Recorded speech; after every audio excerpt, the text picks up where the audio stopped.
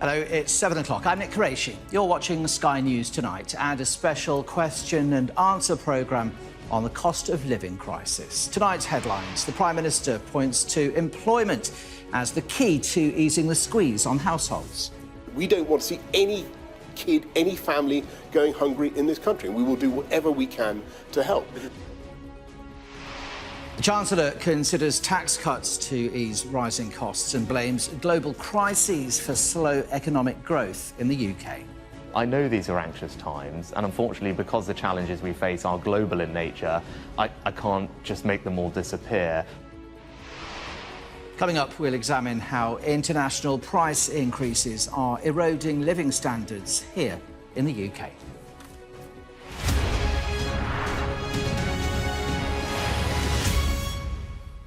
Hello, very good evening to you. Well, tonight we hope to answer as many of your questions as possible as the cost of living crisis intensifies for many people across the UK. Coming up in just a moment, I'll be joined by our panel of experts. First, though, let me bring you a summary of today's news. The number of fines issued over lockdown-breaking parties in Downing Street and Whitehall has passed 100. The Metropolitan Police confirmed a further 50 have been issued, but the Prime Minister is not among those to receive a fixed penalty notice this time. Finland's President and Prime Minister have said they are in favour of applying for NATO membership without delay. Neighbouring Sweden is expected to decide on joining the military alliance in the coming days. Responding to the announcement, the Kremlin said the move will definitely be a threat to Russia and it would be forced to take retaliatory steps. The inquiry looking into how the UK responded to COVID-19, it's broadening its scope to consider the impact on children as well as people's mental health. It also plans to identify the lessons that can be learned so it can be used to help prepare for future pandemics. The waiting time for routine hospital treatment in England has reached a new record high. At the end of March, 6.4 million people were waiting for a procedure, up 200,000 on the previous month. In April, 300,000 people waited more than a year after being referred for treatment, and that is 190 times higher than pre-pandemic levels in February 2020. While the number of people waiting more than 12 hours for a bed or treatment after they had been seen in A&E reached another record high of 24,138. And Rebecca Vardy has become emotional again while giving evidence in her High Court libel battle against Colleen Rooney. The I'm a Celebrity star is suing her former friend after she accused her of leaking false stories about her to the press. Now, social housing campaigner Kwejo Tweneboa has blamed the government for the housing crisis, saying that social housing has never been seen as a priority. The fundamental thing is the lack of care. Like I mentioned before, it's not being seen as a priority. And I mean, we look at... Is that because people in government... Sorry to interrupt. Is that because people in government don't experience it? Yeah, almost definitely. And it's... I mean, having to deal with housing is a big issue. And I mean, it's not going to be bringing in money, really, for them. So I understand why they don't see it as a priority, but it should, because it affects millions of people's lives.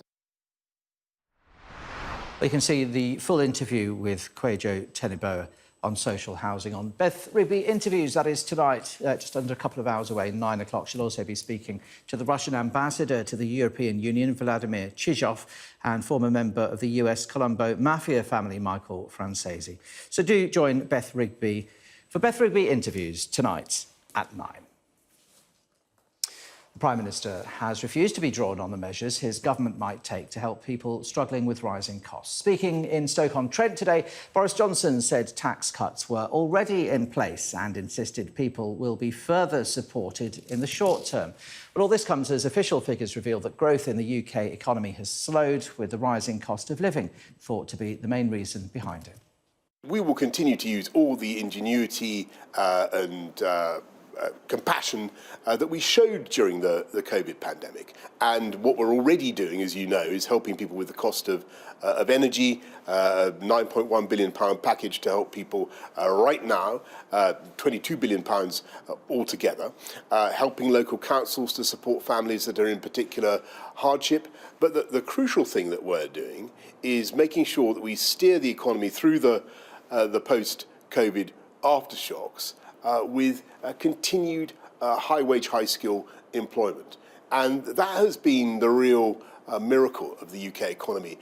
Prime Minister, people in work are still also having to go to, for instance, food banks. Your MP Lee Anderson said that food banks have grown in part because people are hooked on ready meals, not prepared to cook for themselves. What do you make of those comments? We've got to support people who are finding it tough in any way that we can. And I've said some of the things that we're doing.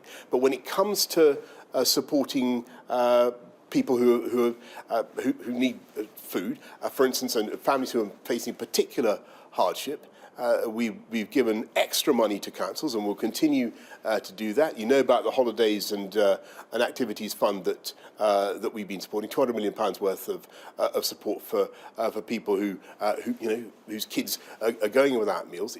We can't have that.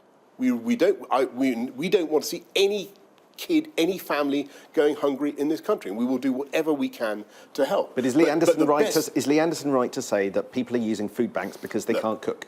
The best answer for the problems of kids going hungry, which is, in my view, totally unacceptable, of families not able to get the meals they need, is to do all the support that we're giving. And as I've said, we will use maximum ingenuity and compassion throughout this period as we come through the post-COVID aftershocks.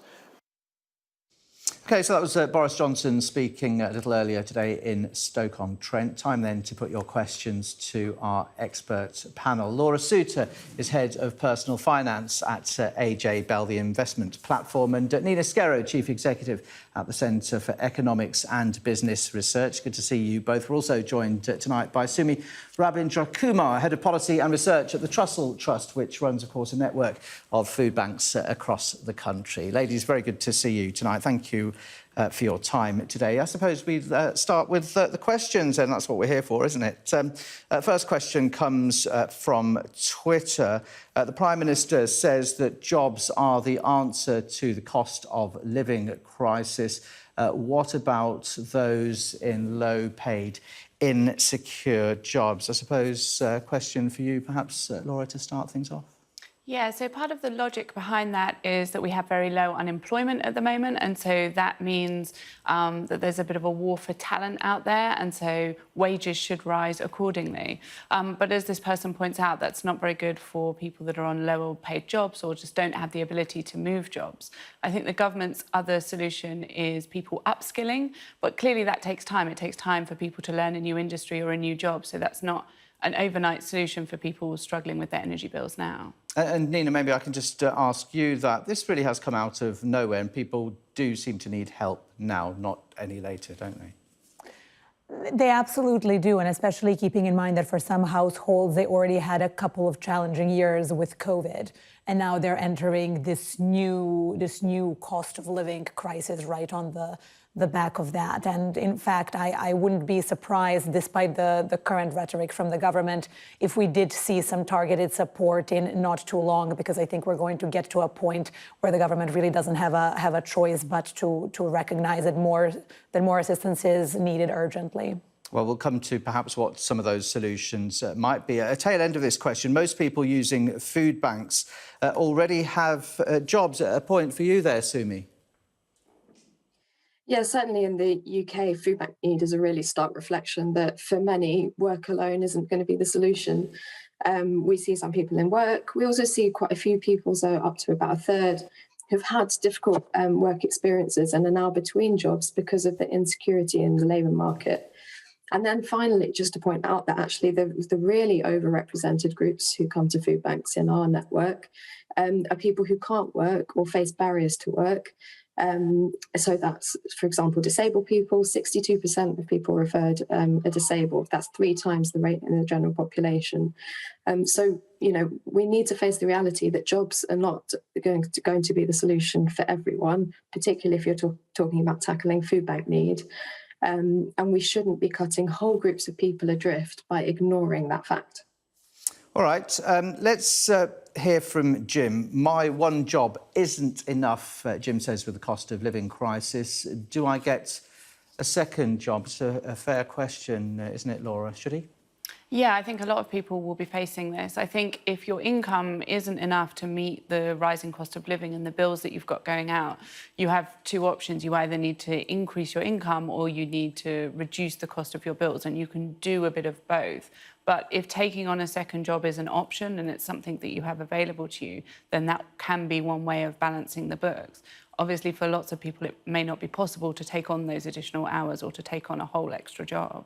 Yes, Nina, for some, might be an answer to some, but it's perhaps more difficult in practice for many.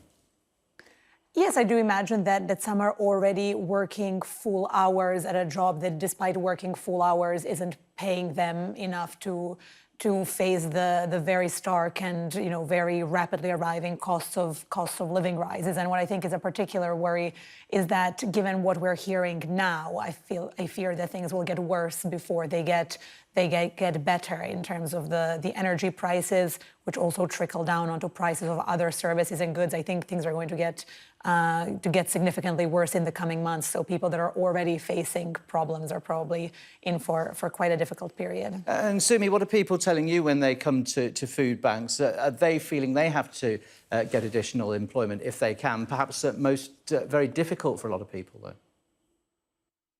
Of course, as we were just saying, there are lots of groups of people who come to food banks. People who are most at risk are people who can't take on those additional hours, often because they're doing unpaid work like caring for family members, or because they have a disability or mental health problems.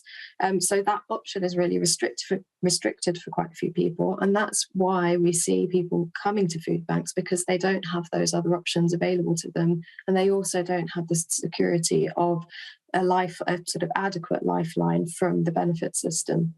OK, let's move on. Rowley says it's clear to see that many households are facing significant cost of living crises, and this is going to result in people losing their houses and jobs. Why can't the government see this and act now? Perhaps you can address this for us, Nina. Yes, I would say, as I was saying a moment ago, I actually would expect the government to come out with some targeted reliefs in not too long. We were expecting, if we think back to the spring statement, we were actually expecting some more targeted relief to already be announced at that point, and that was certainly before the situation got as bad as it is now. I wouldn't be surprised at all if in the coming weeks we saw some sort of additional one-off assistance offered to people, perhaps receiving universal credit, or some sort of an assistance to people who normally receive the warm homes discount. So I think some sort of targeted assistance rather than something very broad brush like VAT cut would be most appropriate at this point. And Laura, is that the way forward? Something targeted? We know we had the Queen's speech just the other day. Much was made that hardly anything was announced then to tackle the cost of living crisis. Much debate in the Commons afterwards that something did need to be done. And it does seem the government is moving in that direction to do something. But is that the correct course of action? And will it help now, which is what people are really asking? Yeah, so I think the government has announced some targeted support, specifically at energy bills. We've had the kind of energy loan scheme that will kick in later this year, and council tax rebate of £150 for a lot of households. And I think it's that kind of support that we're probably going to see more of. I think later in the year we have the autumn statement, which is another kind of mini budget. But also in October we have the next energy price cap change. And that's when we're all going to see our energy bills go up by even more. And I think at that point, that might be when the government is waiting to make more announcements about targeted support, particularly for energy bills. But like you alluded to there, for lots of families, by that point, they're already going to have had to have taken on debt to pay their bills, and they're already going to have faced a lot of financial hardship if we don't get any help before then. Well, stay with us, because that leads us to our next question. Keith says, I'm a pensioner and I cannot claim pension credit. I already shop for all the bargain buys and I know how to cook, but still I cannot afford my electricity. What am I supposed to do? Many people will indeed be asking that tonight. I think so, and I think Keith sums up one of the big issues that we've seen so far, which is that pensioners have been left out in the cold a bit. So what we saw is the amount that the state pension increased by was changed this year, and so it didn't rise by as much as it could have done. And the increase that it's seen now looks tiny in comparison to the inflation rates that we're seeing at the moment. And no specific support has been targeted at pensioners, and particularly those that live just on the state pension. So I think lots of pensioners are feeling like they would have expected more support in the spring statement that we talked about earlier, and we might see more of that help. One thing that I would say is that if people are really struggling, there's lots of help out there that people might not necessarily know that they're eligible for. So the government has filtered down some funding to local councils that people can go and apply for. So this is kind of help that you need to apply for rather than an automatic rebate like we saw with the council tax.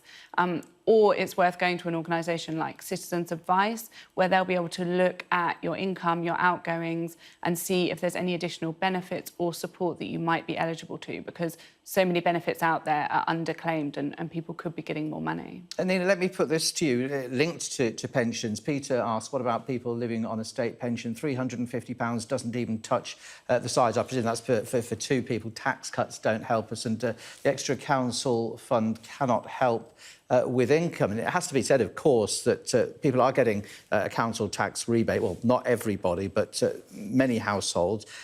But to fund the electricity, the hikes in energy prices, this is a loan and it does have to be paid back.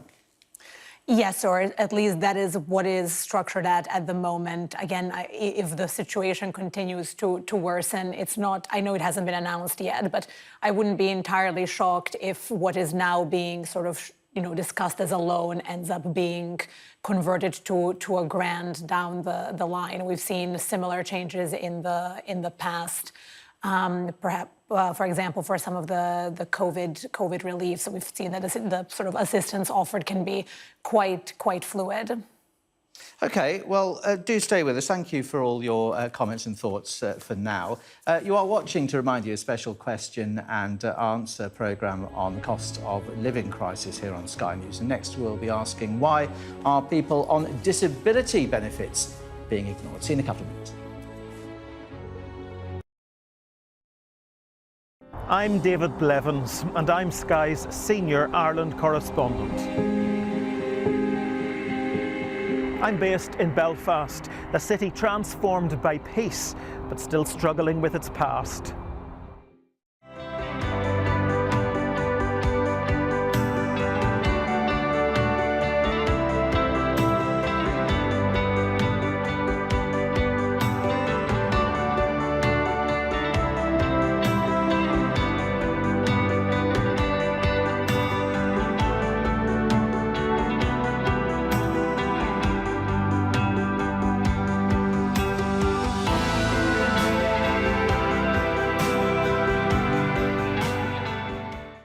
On Sky News, we discuss and debate the issues that affect us. In a new lineup of midweek programmes at 9 p.m. Join me, Trevor Phillips, for Common Ground, where I bring two people together who hold different opinions on current topics, seeing what might unite them. I'm Sophie Ridge. Join me for The Take, where we'll be discussing the biggest political stories of the week, getting the opinions from politicians and also our viewers panel. And join me for Beth Rigby interviews as I question decision makers from all walks of life, exploring their views on what's going on with Britain today. Join us midweek at 9 on Sky News, as we put people at the heart of the stories.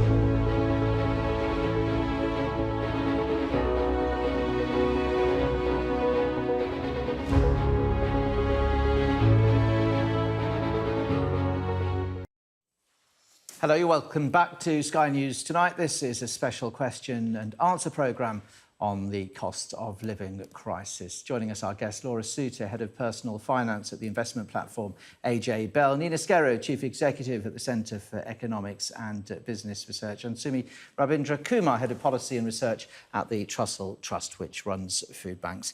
Thanks for staying with us. Let us move on with these questions. Anil asks a question: why are prices increasing at higher rates than inflation? This is going to make inflation worse. Rising interest rates will mean people will have even less money to buy essentials, and that will cause the cost of living crisis to get worse. Nina, let me put that to you. No end in sight to any of this, it seems. Right. I think there are two quite distinct parts to that question. So first, on why are prices rising higher than the rate of inflation? So the way the rate of inflation is calculated is based on a survey where people say how much of their overall expenditure they spend on particular goods and services.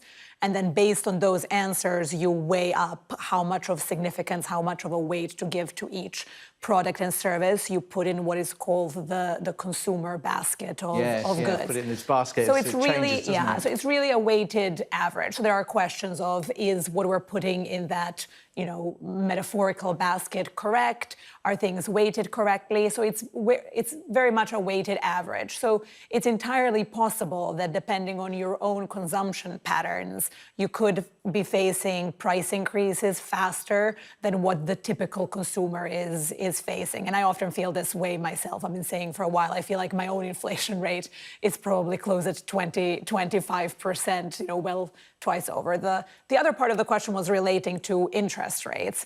And it's entirely correct to point out that it's quite unusual to have a situation where the economy is slowing sharply, yet interest rates are rising. And it's a very unusual and an unenviable situation for the Bank of England to be in. It's partially because they're trying to control inflationary pressures, some of which are still lingering from sort of demand-driven inflation earlier in 2021 and is now being compounded by the Russia-Ukraine situation and supply chain issues.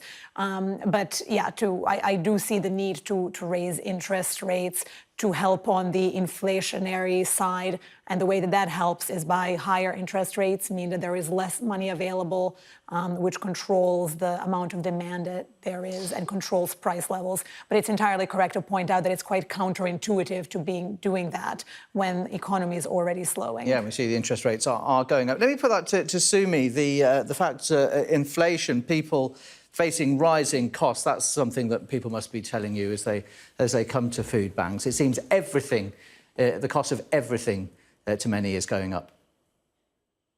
Absolutely. We've done polling and that shows that people are really struggling with just the bare essentials, like clothing, toiletries, food, right across the board.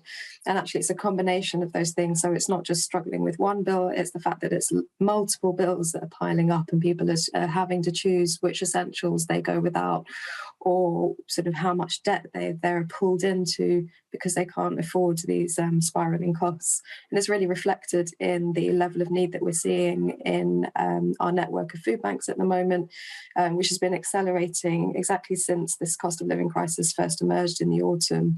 And we think that it's set to get worse given the direction of travel of inflation rates. I'll come back to you in a moment, ask about cookery lessons. For now, though, Ian says, my power is supplied by a nuclear power station, a solar farm, and one of the biggest offshore wind farms in Europe. Why has the price of my electricity gone up? Perhaps one for you, Nina? How can you answer that?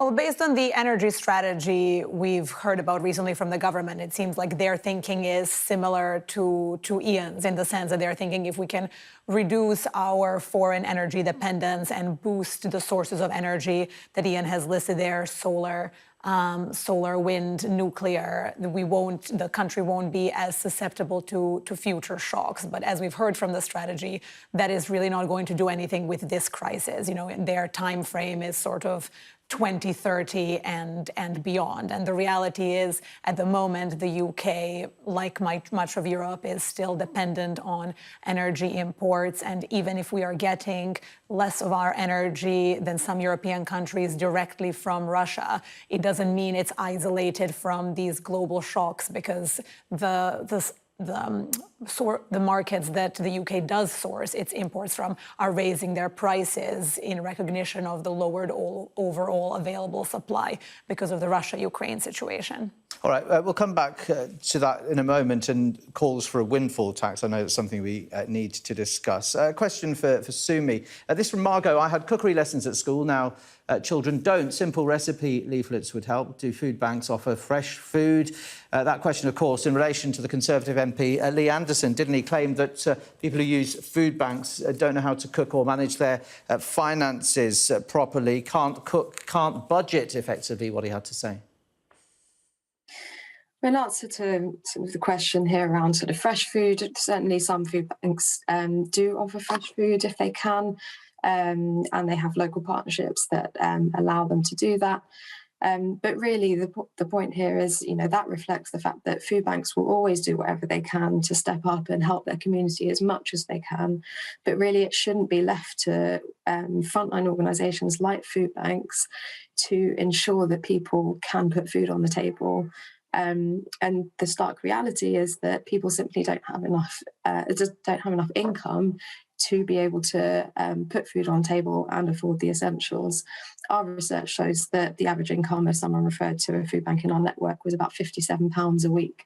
That's simply not enough to stretch across all the essential bills that we all need to pay, keep a roof over our heads, food on the table, and so on. So what this comes down to is food bank need is really about lack of income. It's not about food, it's not about cooking. And that's the stark reality that people are facing.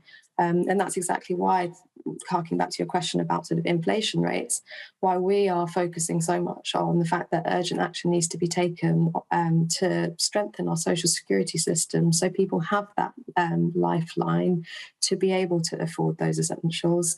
And in particular, at the moment, bring benefit rates in line with the inflation that we're seeing at the moment. Because otherwise people are left without options, and really what they're telling us is there are no more cutbacks to make. Let's talk about benefits. A question from Pamela. Why are people on disability benefits specifically being ignored? No uplift, Pamela says, during the pandemic. The warm home payment is about to be reduced by 300,000 people. Question for Laura. Is that correct, what Pamela said there? So it is and it isn't. So the warm home discount scheme is being restructured by the government, and it's been targeted at people on means-tested benefits.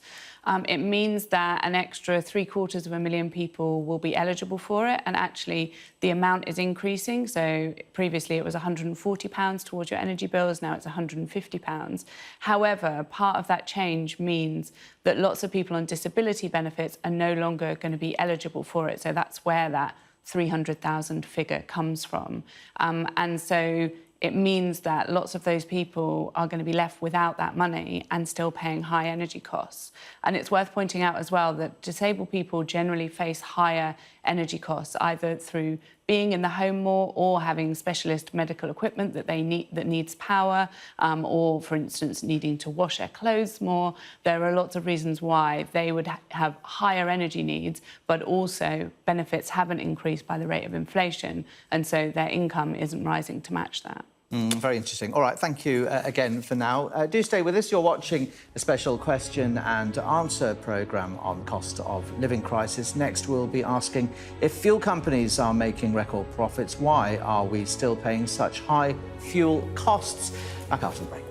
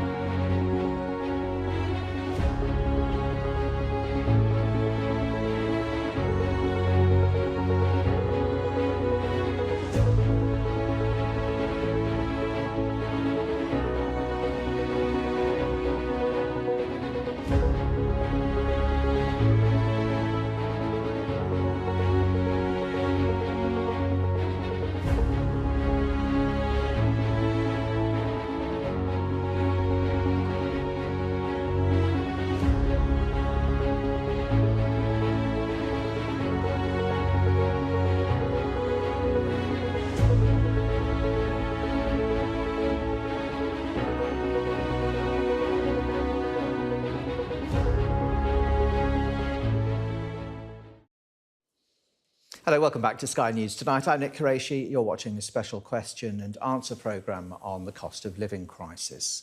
Well, as official figures reveal that growth in the UK economy has slowed, the Chancellor says he stands ready to do more to help people cope with the rising cost of living. Rishi Sunak says he would like to cut taxes in the future and hasn't ruled out a windfall tax on energy companies. But for many small business owners, the situation is already desperate. Our business correspondent, Helen Ann Smith, reports. It's not just those who run the economy feeling the heat. A ceramics business needs a furnace and it needs to be fuelled. At Royal Stafford, they produce 75,000 pieces of pottery a week, and that uses a lot of energy. They're about to renegotiate their contract, and they're concerned. Every day at the moment we're looking at the market. We've seen offers of 600% increase. You can't make a pot without firing it. So we've got to consume the energy and we've got to pass that cost on to the customer. What are your worries then for the next few months? It's energy followed by energy and then energy. But for many businesses, it will simply mean producing less. It's one reason the economy contracted in March, a drop of 0.1%, worse than expected. And the streets of Stoke speak to another key cause, a crippling cost of living where people just don't have the money to spend in the economy. The Chancellor aware, but for now, resisting more immediate intervention. As I have over the last 2 years, I've always acted to do what I think is right for the country and to support our country and families and businesses. But I've said when we have a clearer picture about what happens with energy bills, we stand ready, and I stand ready to support people But further. a lot of people will say standing ready is not enough. People are going hungry right now, and lots of these things take time to implement. What are you waiting for? Well, that's why we've already announced things in advance of this energy price cap increasing. But for many, it's just not enough. Like pensioners meeting for crafts and a chat. Their incomes lag far behind inflation, just one group reining in spending. It's been a while since I bought anything new, so I'm making do with what I've got till something special comes along. What have I got to do? Completely have the electricity shut off altogether and go back to candles. And the other key problem is supply chains. A shortage of parts means a shortage of cars and higher prices, even for those selling second-hand. The new car market, the stock is still slowly filtering through. The used car market prices have risen. We're paying more for the stock as well, which has a knock-on effect. It all amounts to a gloomy picture. Forecasts are this will all get much worse. A recession entirely possible. This contraction in the economy is of real concern. It's come much sooner than expected and before the cost of living crisis has even reached its peak. There are multiple causes, but if people simply can't afford to spend their money in the economy, it will continue to shrink, leading to potential pay cuts, job losses, and much more pain. Towns like Stoke already exist in the shadow of historical decline. The current crisis threatens more, the pressure to avoid it mounting. Helen Ann Smith, Sky News, Stoke-on-Trent. So then let's answer some more of your questions with our expert panel. Joining us tonight, Laura Souter, Head of Personal Finance at AJ Bell, the investment platform. Nina Skerro is Chief Executive at the Centre for Economics and Business Research. Good to see you. And Sumi Rabindra Kumar, Head of Policy and Research at the Trussell Trust, which of course runs a network of food banks across the country. Great to see you all. Right, let's crack on with our questions then. Raj asks, with the rising cost of living and economy shrinking, is it time for the Chancellor to take a radical step before the UK ends up in recession? Nina, one for you. Much speculation that we are going to enter a recession sometime this year. The Chancellor says he's looking at various measures in what we just saw there. But he really does need to take some concrete action, doesn't he? The Chancellor is in a rather unenviable position because he is actually in a place of, coming off of a couple of years of quite loose fiscal policy. So basically being very generous with public spending in light of the COVID pandemic. So just as the time has come for him to basically raise government's revenues via taxes and to consider where he can cut government spending, he's now being called upon to actually help bolster the economy. In terms of what we're expecting to see from the Chancellor, again, I would expect to see some targeted support for the poorest households. I certainly wouldn't hold my breath for an expansive package of government fiscal support, again, because of where their thinking is in terms of just having had 2 years of quite a lot of spending and the feeling that that needs to come under control. Laura, he put this furlough scheme in place. Some would see this as fairly rapid, but here we are with a cost of living crisis that's only going to get worse in the next few months. People will ask, why can't he do anything right now? Yeah, and I think people have, maybe because of the pandemic, they've got used to the government acting relatively quickly, and that was, the phrase unprecedented time has been used a lot, but that was an unprecedented time. And as Nina pointed to, we've now rolled into another slightly unprecedented time. I think that the government is trying to have a balancing act between not spending too much government money at a time when it's already racked up a lot of debt through the pandemic, but also trying to help people out where it can. And so I agree that I think we'll see more specific help for things like energy bills or more council tax rebates, kind of expansions of those schemes that we've already seen, rather than any radical, massive announcement of government spending at this point. And Simi, just briefly, tell me 2 key things that you would like the Chancellor to do now to help the cost of living crisis. Well, we know that people can't afford to wait much longer. They're already facing these impossible decisions around, their living standards. And what we really want to see is that targeted support for people on the very lowest incomes who actually, to date, in terms of the support packages that have been announced in response to the crisis, have really been piecemeal. They haven't been targeted on people on the lowest incomes. They don't reach people quickly enough and they don't go far enough. And we have a system that is specifically designed for circumstances like this that targets support quickly and efficiently to those who need it most, and that's the social security system. So what we want to see is investment in that system, particularly as an urgent step, bringing payments in line with the inflation that we're seeing at the moment. It's quite interesting that both the Chancellor and the Prime Minister has talked about the steps that they took during the pandemic as examples of their compassion and their speedy response.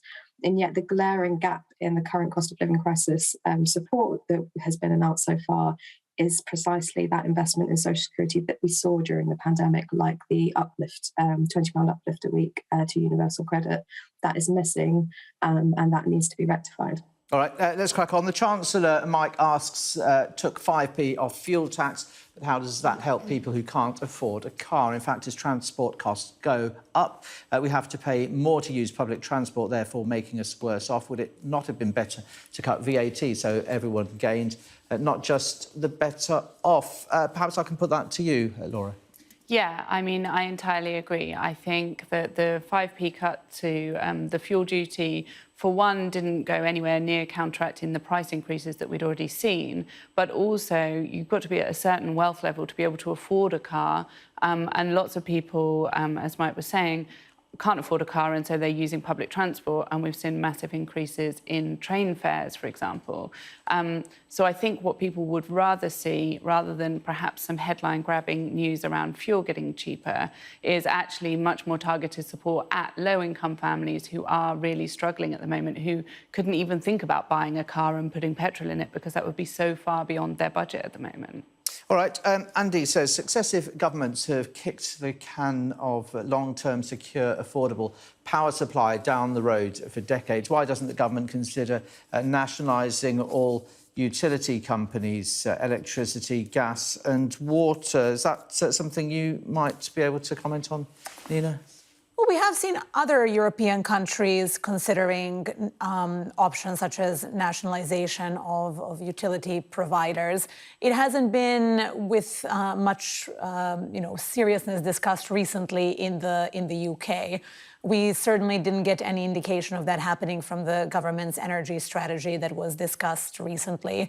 I would say that even though the sort of green agenda and energy security has been talked about for a long time, I do think the next few years are going to see more of a serious focus on the topic, partially because of the Russia-Ukraine situation, because no matter what happens with the war from here on out, even if the war ended tomorrow, nobody is going to want to be dependent on Russian exports for many decades ahead. So I think despite the economic downturn, there is going to be continued pressure for the government and private companies to continue investing in domestic energy supplies.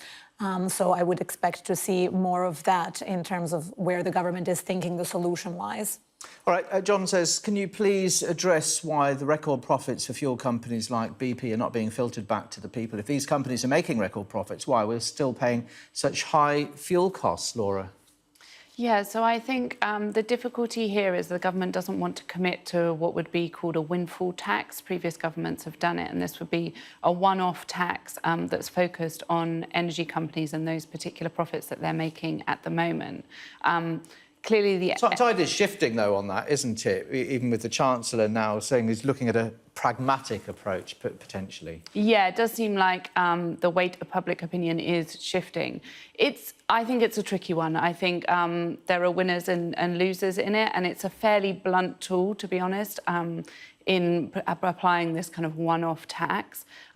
What we've also got to bear in mind is lots of pension funds own those companies and benefit from the dividends they pay out, and those pensions are held by all of us. And so any money that's taken off those companies and paid in tax is less money they can pay out to investors, which also impacts individuals in terms of their pension fund. So it's a tricky balancing act, but yeah, there is a lot of weight opinion pushing the government towards it. Oh, we'll see what happens on the windfall tax. Thank you for now. You're watching a special question and answer programme on Sky News tonight on the cost of living crisis. Next, we will ask what happened to the job retention incentives for small businesses during the pandemic. After the break.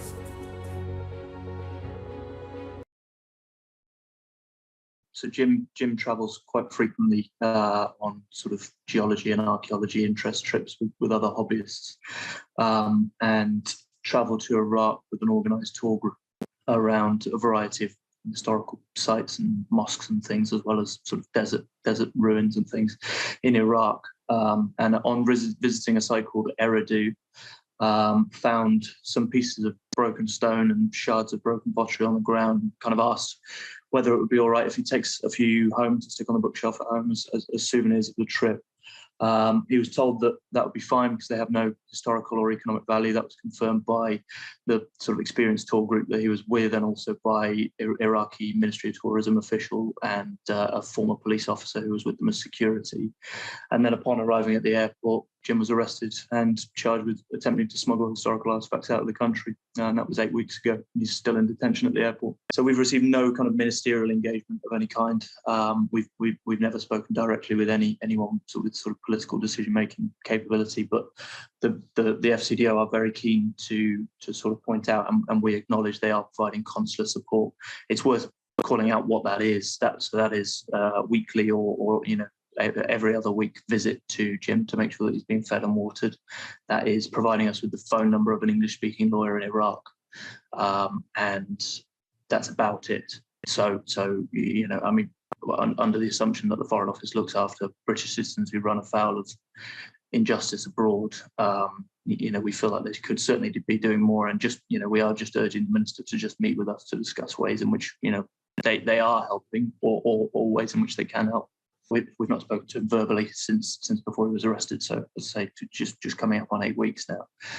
But he gets online our time about 1 a.m. for sort of between 5 and 10 minutes. There's a flurry of messages, and he sort of picks up what we've been sending him throughout the day and replies a few times and then disappears again. But as I said, the consular staff on the ground have been to visit him, and they assure us that he is being provided with food and water, and sort of his basic needs are being looked after. But you know, it's 8 weeks in a temporary holding cell in an airport in Baghdad can't be comfortable, of course.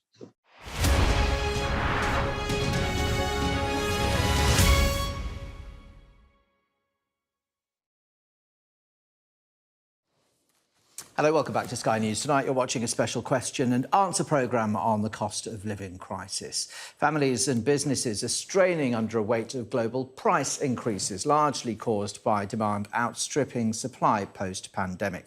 And in recent months, the effects, of course, of the war in Ukraine. Well, Sky's Ivor Bennett has been examining how global forces may be eroding living standards right here in the UK. The UK economy is flatlining. This chart shows GDP going back 15 years, and you can see we fall off the COVID cliff and then rapidly climb back up. But the last 2 months show zero growth in February and a contraction last month of 0.1%. Now, the UK is not alone. It's mid-table in the G7 of major economies, measured by real GDP that's adjusted for inflation. And you can see we're growing slower than the likes of the US, Canada and France, but faster than Germany, Japan and Italy. But here's the problem. Inflation has soared in the last year, reaching 7% in March, and it's forecast by the Bank of England to exceed 10% by the end of the year. The main reason is the energy crisis. Soaring gas and oil prices have already increased domestic bills by more than 50% and pushed up costs across the entire economy. And consumer confidence is fragile. We're no longer hiding from COVID, but spending is falling as fuel and food bills eat up a larger proportion of our budgets. And then there's the war in Ukraine. Russia's invasion is not fully reflected in these figures, but it will increase pressure on the energy market and hit grain and cooking oil supplies around the world. As a result, come the autumn, household energy bills may have increased by more than £1,000 in a year, increasing pressure on the government to act. Tax cuts are being considered. A 1% cut to income tax would cost £5 billion and be worth £175 to every taxpayer. But cutting income tax helps the better off most and would come just months after national insurance was increased to fund the NHS. Increasing benefit payments would target the most in need. They have gone up 3.1%, raising that to 8% in line with the expected inflation, would cost £9 billion for a year, but it would go straight into the pockets of those struggling the most. Whatever he does, the Chancellor says he's considering a windfall tax on oil and gas company profits to pay for it. First proposed by Labour, they say it would raise £2 billion, but that only saves £60 on every bill. Any help will be welcome, of course, but it will come at a cost to the public finances. The worst of COVID may be behind us, but the cost of living squeeze has only just begun. Ivor Bennett there. Well, let's answer some more of your questions with our expert panel in the studio tonight. Laura Souter, Head of Personal Finance at the investment platform AJ Bell. Also, Nina Skerritt, Chief Executive at the Centre for Economics and Business Research. And Sumi Rabindra Kumar, Head of Policy and Research at the Trussell Trust, which runs a network of food banks across the country. Thank you for bearing with us. Let's move on with our questions in the last segments of our programme tonight. A question through Instagram. Does the government have a long-term plan rather than just short-term solutions? Laura, we know this crisis is going to go on for some time, so one would think the government would have to look to the long term here. You would hope so, but at the moment it feels like they are announcing and releasing policy slightly more off the hoof and reacting to the current crisis. So when we saw energy bills rise in April, ahead of that, we saw an announcement specifically about energy bills. We saw changes to the national insurance increase that still brought the increase in, but adjusted it and made the system very complicated to understand, but made it cheaper for some people. I think at the moment what we're struggling to see is that coherent long-term policy of this is the support the government will provide over the next year. And instead, it feels like they're reacting more to the current crisis on their plate and how to deal with that. Nina, is it a fact that the government may be waiting till later in the year to see really how bad the situation gets before deciding on any long-term action? That is possible, but the risk is that if they wait too long, the situation will get even worse than it would have gotten if they act sooner. So I think there is already enough evidence to suggest and to show just how many households are struggling. The economists are unanimous in saying that inflation will stay elevated for longer. You have also economic forecasters, including the Bank of England, expecting a recession. So I think there is already sufficient evidence to suggest that it's time to act now rather than put people through further hardship before something is done. All right, talking of hardship, Darren says, I have a choice, council tax or electricity and gas and food. It's not hard to choose the winner. Sumi, people are across the board having to make choices, aren't they? That's right, and I think really what this example shows from Darren is that there's no longer really choices anymore. These are just impossible decisions about which essentials they can cover. It's not about having a buffer where you can start tightening your purse strings and decide what to, where to prioritize your finances. What people are telling us when they come to food banks is that there aren't any further cutbacks to make. They're sort of out of options.